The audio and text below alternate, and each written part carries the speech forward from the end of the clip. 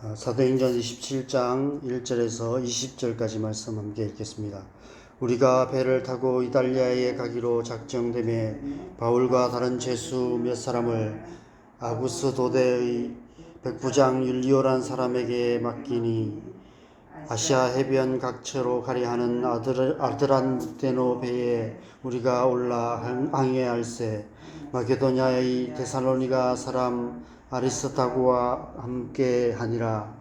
이튿날 시돈에 되니 율리오가 바울을 친절히 대하여 친구들에게 가서 대접받기를 허락하더니 또 거기서 우리가 떠나가다가 맞바람을 피하여 구브로 해안을 의지하고 항해하여 길리기아와 밤빌리아 바다를 건너 루기아의 무라시에 이르러 거기서 백부장이 이달리아로 가려 하는 알렉산드리아 배를 만나 우리를 오르게 하니 배가 드디가 여러 날 만에 간신히 니도 맞은편에 이르러 풍세가 더 허락하지 아니하므로 살몬의 앞을 지나 그레데 해안을 바람막이로 항해하여 간신히 그 연안을 지나 미양이라는 곳에 이르니 라세아시에서 가깝더라.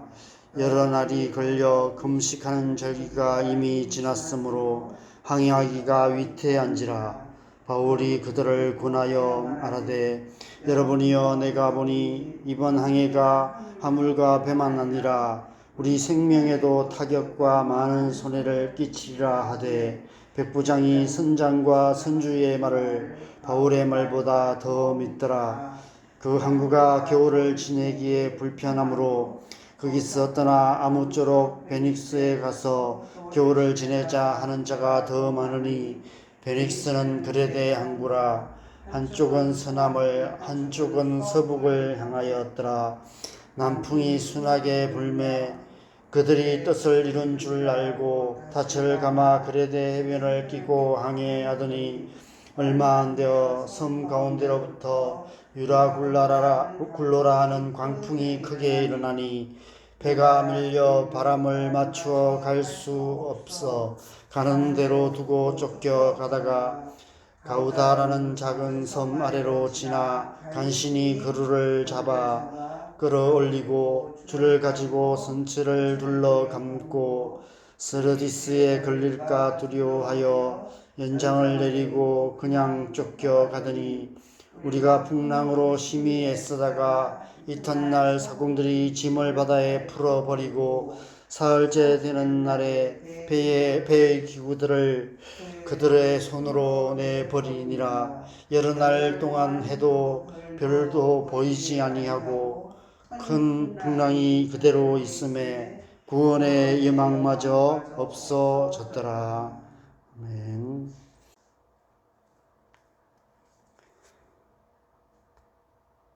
드디어 사도 바울이 로마를 향하고 있습니다. 당시 로마는 온 세상의 중심부였습니다. 모든 길은 로마로 통한다라는 말이 있을 정도로 당시 로마 제국은 온 세상을 지배하고 있었습니다. 그러나 사도 바울에게 있어서 로마는 땅의 끝이었습니다.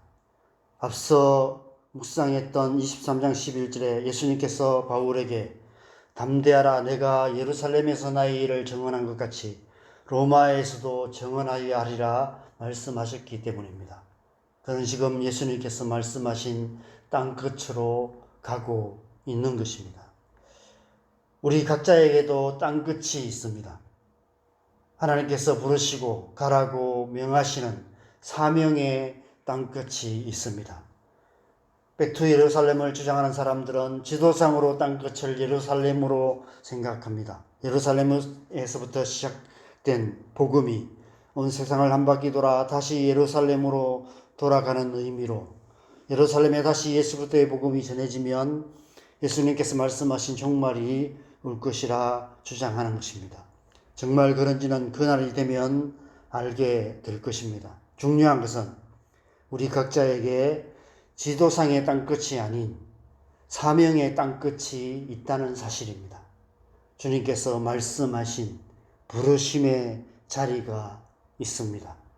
주님께서 우리를 인도하시고 살게 하신 바로 그곳, 저와 여러분이 지금 현재 살아가고 있는 삶의 현장이 바로 우리 각자의 사명의 땅끝이라고 할 수 있습니다. 지금 현재 제게는 이 진해 땅에 세워진 자은동 교회가 땅끝입니다. 여러분에게 있어서 땅끝은 지금 현재 여러분이 살고 있는 이 창원 땅, 여러분이 일하는 일터, 여러분이 섬기는 교회, 가정, 그곳이 바로 여러분의 사명의 땅끝이겠죠.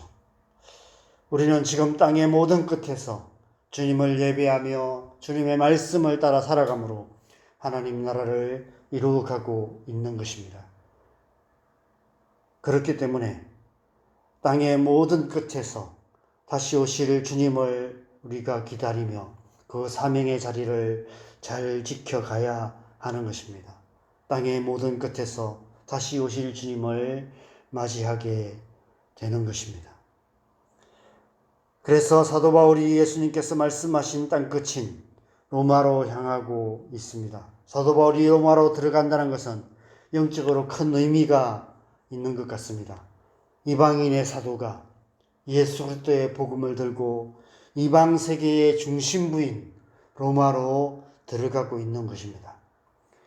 하나님의 아들 예수 그리스도께서 이 땅에 오셔서 하나님 나라의 복음을 전하심으로 이 땅에 하나님 나라가 이루어지기 시작했던 것처럼 하나님의 대사인 사도 바울이 이방 세계의 중심부인 로마로 들어가 예수 그리스도의 복음을 전함으로 온 땅과 열방에 하나님 나라가 이루어지게 되는 것입니다. 다르게 표현하면 하나님 나라의 권세가 세상 권세의 중심부로 침투하여 들어가고 있는 것입니다. 세상의 중심에서 예수 그리스도의 복음을 선포하는 하나님 나라의 막중한 사명을 받아서 하나님 나라의 대사로 세상의 중심부로 쳐들어가고 있는 것입니다. 물론 겉으로 드러나는 모습은 그 반대입니다. 아주 초라하기 그지없습니다. 아기 예수께서 마국간 말구유에서 태어나시고 예루살렘 성에 입성하실 때조차 나귀 새끼를 타셨던 것처럼 사도 바울은 지금 죄수들과 한 배를 타고 로마로 이송되고 있는 중입니다. 학자들은 사도 바울과 함께 로마로 이송되는 죄수들은 대부분 사형에 해당하는 중대 범죄자들이나 포로들로서 원형 경기장에서 맹수들에게 죽임을 당하는 죄수들이었을 거라고 추측합니다. 사도 바울은 지금 그들과 함께 죄수가 되어서 로마로 향하고 있는 것입니다. 그러나 사도 바울은 하나님 나라의 복음을 들고 하나님 나라의 대사로 세상의 권세의 중심부로 당당하게 입성하고 있는 중인 것입니다. 이 사실은 우리에게도 중요한 것 같습니다. 우리의 삶의 모습이 이 세상의 가치 기준으로 본다면 나귀 새끼 타신 예수님처럼 초라하기 그지없고 마치 사회 질서를 어지럽히는 범죄자처럼 멸시와 천대를 당하는 모습일 때가 많기 때문입니다. 그리고 실제로 많은 그리스도인들이 로마 군세자들에 의해서 중대 범죄자로 낙인 찍혀 원형 경기장에서 맹수에게 죽임을 당하기도 했습니다. 우리나라를 포함하여 선교 역사에서 복음이 전해지는 모든 곳에 늘 있어 왔던 일입니다. 오늘날도 우리 그리스도인과 교회를 바라보는 세상의 눈빛이 곱지만은 않습니다.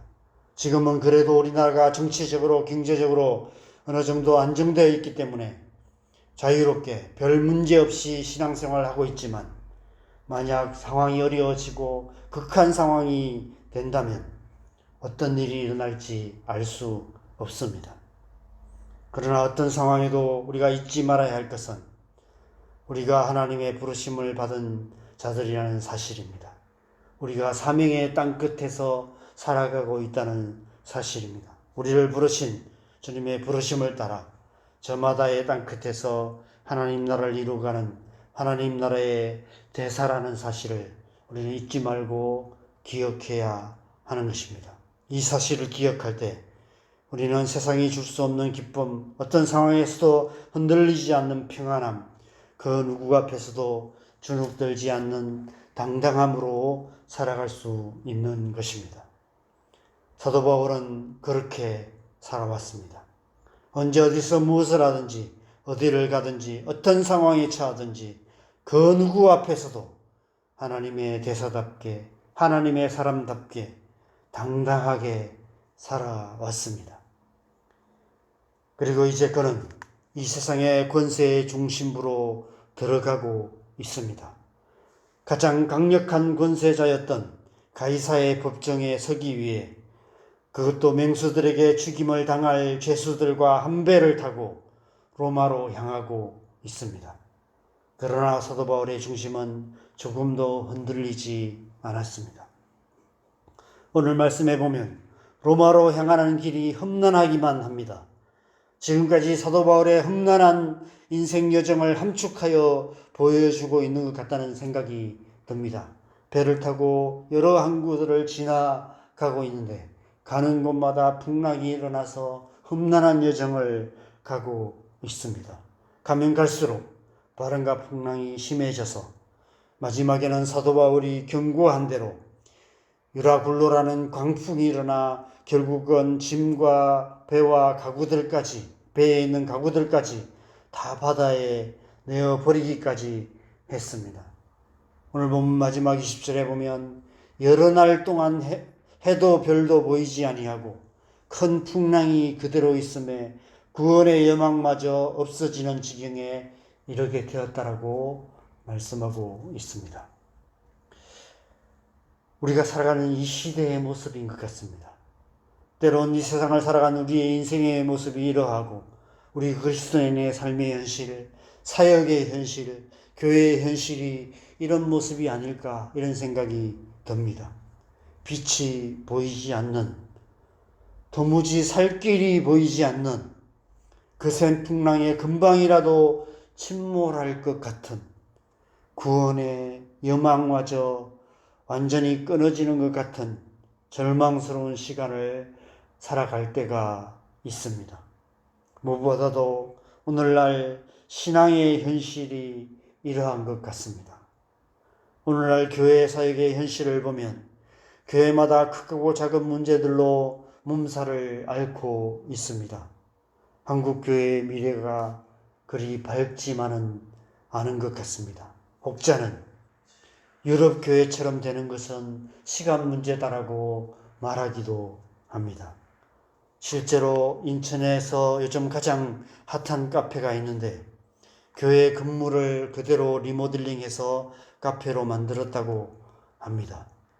원래 어떤 교회였는지는 모르겠지만 아마 그 교회가 다른 곳으로 옮겨가면서 그 건물을 인수할 교회가 없어서 아마 누군가가 사서 카페로 개조했던 것 같습니다. 유럽에서는 이미 수십 년 전부터 일어났던 일입니다. 심지어 유럽의 어떤 교회는 모스크로 바뀐 교회도 있다고 합니다. 교회의 현실만 그럴까요? 이 세상도 마찬가지입니다. 기후 문제를 비롯하여 인류의 생존을 위협하는 수많은 문제들이 점점 더 크게 부각되고 있습니다. 요즘 인터넷 뉴스들을 보면 AI가 언젠가는 지구를 멸망시킬 것이다, 인류를 멸망시킬 것이다, 이런 경고들을 하는 학자들이 많이 있습니다. AI가 독자적으로 판단해서 인간을 위험 요소로 판단해서 인간을 공격하는 그런 일들도 일어날 수 있다라고 경고하며, 어떤 학자들은 더 이상 이 AI 연구를 해서는 안 된다라고 경고하는 학자들도 많이 있습니다. 어쩌면 우리는 지금 지도상의 땅끝이 아닌 시간적 의미의 땅의 끝에서 살아가고 있는지도 모릅니다. 마태복음 24장에서 주의 임하심과 세상 끝날에 무슨 징조가 있사오리까? 라는 제자들의 질문에 예수님께서 말씀하셨던 몇 가지 징조들이 날마다 우리 눈앞에 나타나고 있습니다. 민족이 민족을, 나라가 나라를 대적하여 일어나겠고 곳곳에 기근과 지진이 있으리라. 거짓 선지자들이 많이 일어나 많은 사람을 미혹하겠으며 불법이 성함으로 많은 사람의 사랑이 식어지리라. 이 천국 복음이 모든 민족에게 증언되기 위하여 온 세상에 전파되리니 그제야 끝이 오리라. 주님 다시 오실 날이 그 어느 때보다도 가까운 것 같습니다. 이 마지막 시대를 어떻게 살아야 할까요? 거센 풍랑을 뚫고 땅끝을 향하고 있는 사도 바울의 뒷모습이 오늘 이 시대를 살아가는 우리에게 도전이 됩니다. 거센 풍랑이 일어나는 이 삶의 현실, 우리가 살아가는 삶의 현실, 우리가 사역하는 사역의 이 현실 속에서도 온전히 예수님의 말씀에 생명까지도 내어 맡기고 주님 말씀하신 그 땅끝을 향하는 사도 바울처럼 우리 또한 그렇게 이 시대를 살아야 하지 않을까, 이런 생각이 듭니다.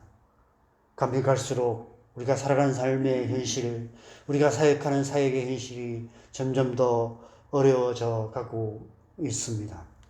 이러한 시대에 이 세상에 소망을 두지 않고 하나님 나라를 바라보며 주님 다시 오실 그날을 소망하며 이 땅에 소망을 두지 않고 저 영원한 하나님 나라를 소망하며 우리를 부르신 부르심의 자리, 그 사명의 땅 끝에서 주님 다시 오실 그날을 소망하며 마지막 때 이 시간적 의미의 땅의 끝에서 하나님의 백성답게 살아가야 될 줄 믿습니다. 그러한 삶을 통해서 하나님 나라를 이루어가는 저와 여러분 되시기를 주님의 이름으로 간절히 축원합니다.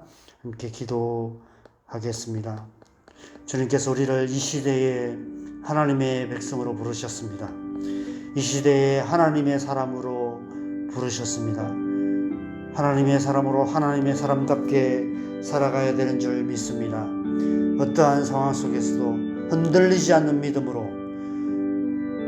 우리를 부르신 그 부르심의 자리를 지키며 우리에게 말씀하신 주님의 사명, 주님께서 명하신 그 일을 감당하며 그렇게 살아가야 될 줄 믿습니다. 그런 삶을 통해서 하나님 나라를 이루어가는 저와 여러분 삶이 되었으면 좋겠습니다. 이 새벽에 우리가 우리의 삶을 다시 한번 주님 앞에 올려드리며 하나님이 마지막 때에 주님 우리를 부르신 이 부르심의 자리에서 이 땅 끝에서 주님을 예배하며 주님 다시 오실 그날을 소망하며 살아감으로 말미암아 땅 끝에서 다시 오실 주님을 맞이하는 우리의 삶 되게 하여 주시옵소서. 우리의 삶을 주님 앞에 올려드리며 함께 기도하겠습니다. 기도하십시다.